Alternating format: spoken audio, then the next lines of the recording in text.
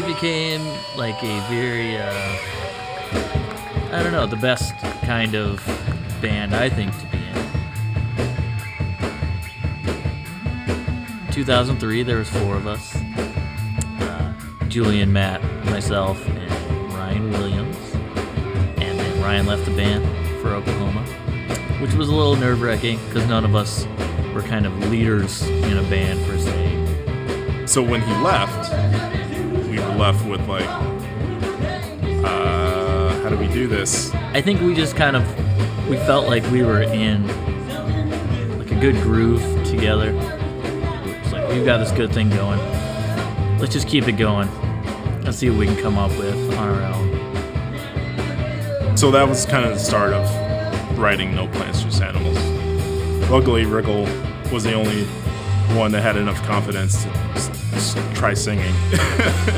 I don't know. No one else wanted to sing, so I decided to do it. So I didn't have like any ambitions to sing. I just did it out of necessity. We thought we had to have a singer. I just remember wanting to keep it really, keep songs short, keep songs simple, but still keep them interesting, upbeat, a little bit weird.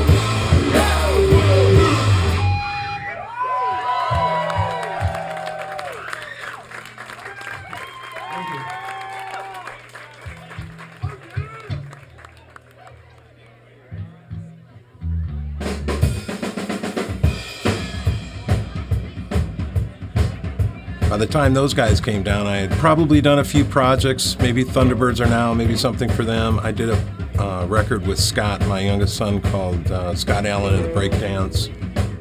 And then those guys, I knew them from that experience, and, you know, they became part of a project. It was our friends that were making these records, you know, with Brad Allen. And we're like, wow, this stuff is really great. You know, like Red Shirt Brigade was like, whoa, let's record with him. It wasn't really a question. It was like, yeah, you know, it makes sense. So we recorded the album real quick, a weekend. He had like this 8-track digital machine that you just had to mix right there. Man, I was really limited. It was 8 tracks in only. And what I would do is I would take the drums and put them all through that mixer and then mix them down to stereo. But it allowed you to make a mix of the drums, but only one time. Once you sent the stereo mix of the drums to recording, that was it. Like, you couldn't edit the drums at that point. So it was really kind of difficult to make sure you had everything perfect, but you had to make everything perfect or it was going to be what it was anyway. Everything was done completely real time. So if he wanted to add a drum machine, we didn't stop it and edit in and cut and paste it from another source. We just did it on the fly. So if he didn't hit it at the right time, start over. That's sort of the start of Rickle, just having to learn how to play the drums right the first time.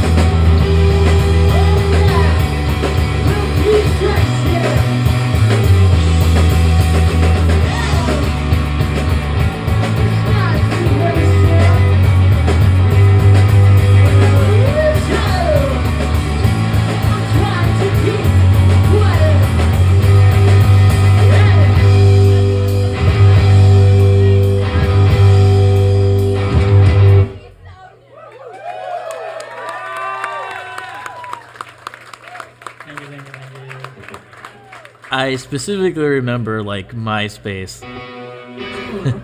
like Julian just nagging Zach Kerr, like, we gotta play a show too, we gotta play a show. And from what I remember, Zach just finally kind of gave in. So the first time that I saw Javelins, I think, was a show that my band, The Pop Project, played with them at Stormy Records. I think Eric was at that show, Eric Coppin, who ran Suburban Sprawl. So Eric Coppin started the label late 90s, 2000. I remember Adam Kempa being like, these guys are really nice and they're really good and there's no like ego or anything like that. They're just like super down to earth nice guys and they're crazy talented. You should check them out. So watch the show. I was like blown away. We were still trying to figure out how to do this, like how to be a band. Like, what do you do? Who do we contact? And what friends do we make? And all of that came through the Suburban Sprawl crew, Pop Project, and El Boxeo, and Red Shirt Brigade, and Thunderbirds are bands that we liked because they were all great and talented musicians. Once we got introduced to that world, it was like, oh, cool. Wait, everyone's doing this. This is a really fun thing together. It was one of those Stormy Records shows that he kind of approached us and said, you know, what are you guys doing? I'd be interested in putting your record out. We ended up talking to them about putting out a record. Well, just so happens we got a record ready to go. So that was kind of nice. It worked out well.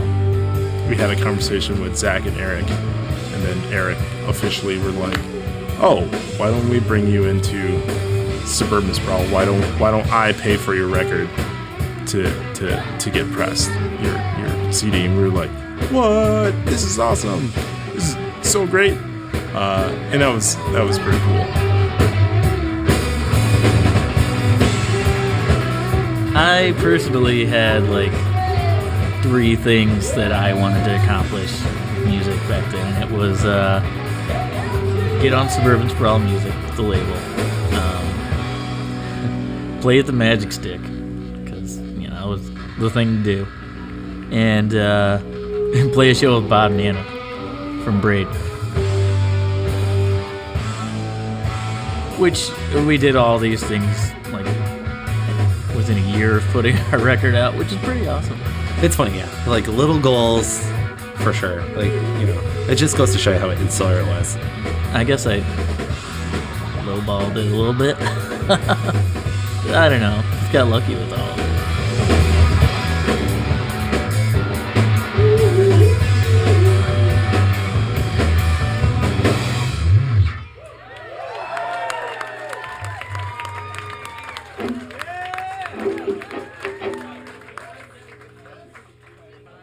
No Plants, Just Animals came from like deep sea discovery, basically, like, you know, the depths down there. There's no plants at all because there's no sunlight, that kind of stuff. So we just like the way that sounded, actually. So a lot of people are like, what are you guys, against vegetarians? You know, that kind of stuff.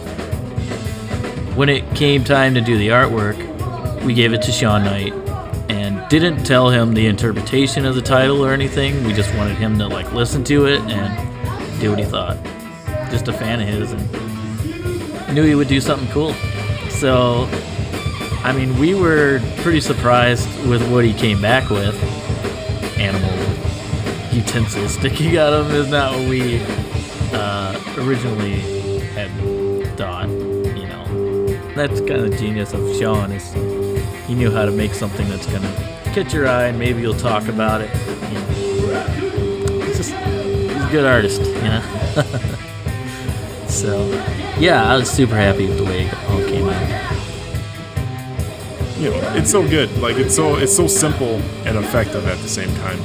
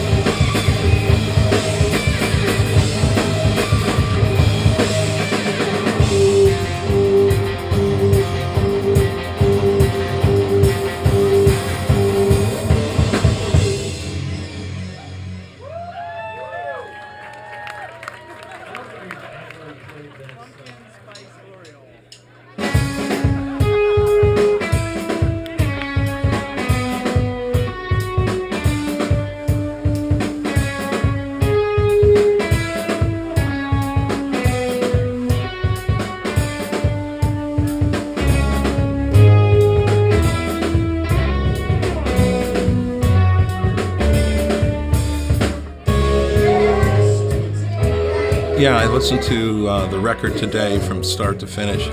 I think attention to detail is what I picked up. There are a lot of little parts in that record, little guitars, little keyboard things.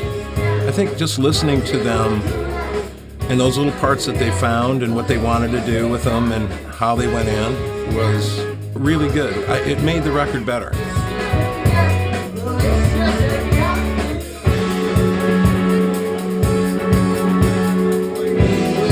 I love it deeply, and I remember at the time thinking like, okay, I can definitely hear like the Smiths in here, but to me I was like, I've never heard music that sounds like this before, and it was really complicated. And I've always loved music theory and time signature changes and stuff like that, and they hit all those sweet spots. It was like time changes, weird guitar tones, especially Matt Howard's finger picking. I was like, this is crazy. This sounds like the best music I've ever heard. Matt is really an interesting guitar player. I mean, he had some amazing ideas, some technical, unusual. If you listen to the songs closely, the drums and the guitars work off each other in a way that's maybe a little different than a lot of bands. A lot of bands, the rhythm section is the drum and the bass. Not that the bass wasn't part of that, but you listen to the syncopation of the guitars against the drums. It's really cool.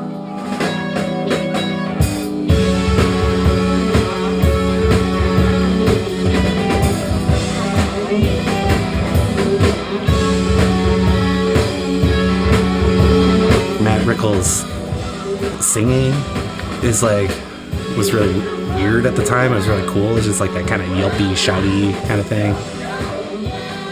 It sounds like Gang of Four or any of the Wire or any of those 70s post-punk bands. Kind of sounds like Magazine or whatever. And that to me is cool because it's a home recording. You don't really realize it. I think it turned out really great.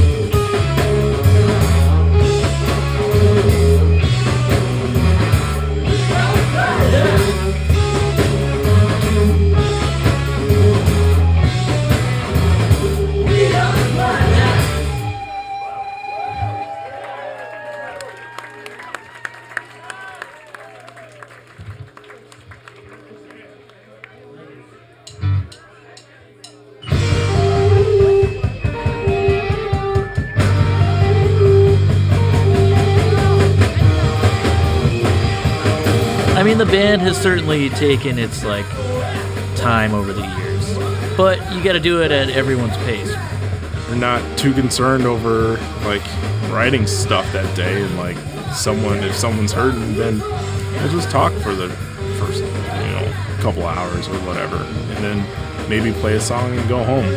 Other times it's like, all right, let's get these demos down, let's hammer something out. They're my brothers, they're my family, so.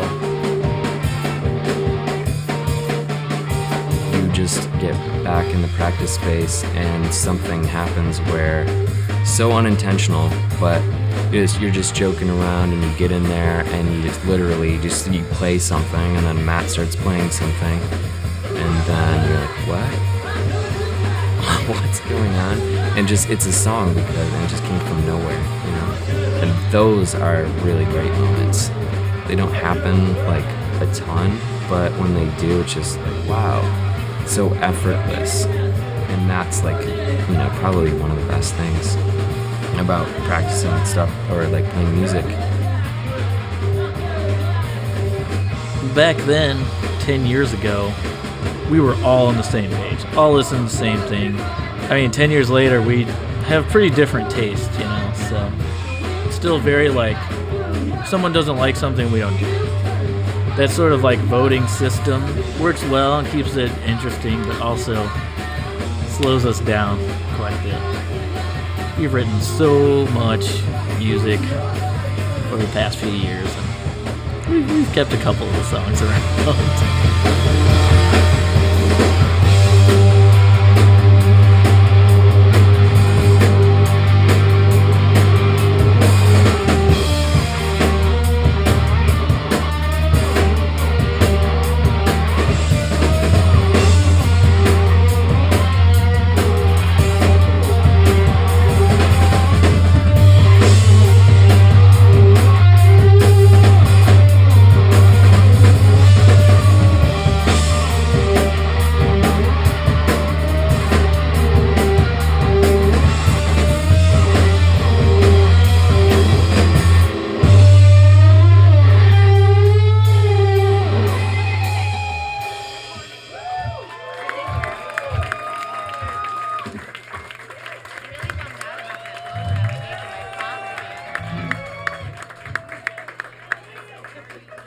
10 plus years in a band with the same two guys is it's awesome that it's happened, you know. But I think, I don't know, early on we just all bonded so well, and Julian and I started playing music together 20 years ago, you know, and just learning our instruments together, you know. And Matt just fell, I don't know, it's just kind of like perfect kind of personality to be with us. You know, they're honestly like my two best friends too. And it's not even me just saying that, like they honestly are, you know, like I see them all the time, almost every day between the two of them, and still haven't gotten sick of each other. I think it's just really important to be have this sort of certain like kind of friendship with the people that you're in a band with, because it makes it so much more enjoyable and fun. People will come up, random people who you wouldn't think would be like, man, that record means something to me, and you run into them and they're like, I put that on a mixtape for my now wife, you know what I mean? Like, it's pretty special to have that effect. Like, I don't think a lot of people have that.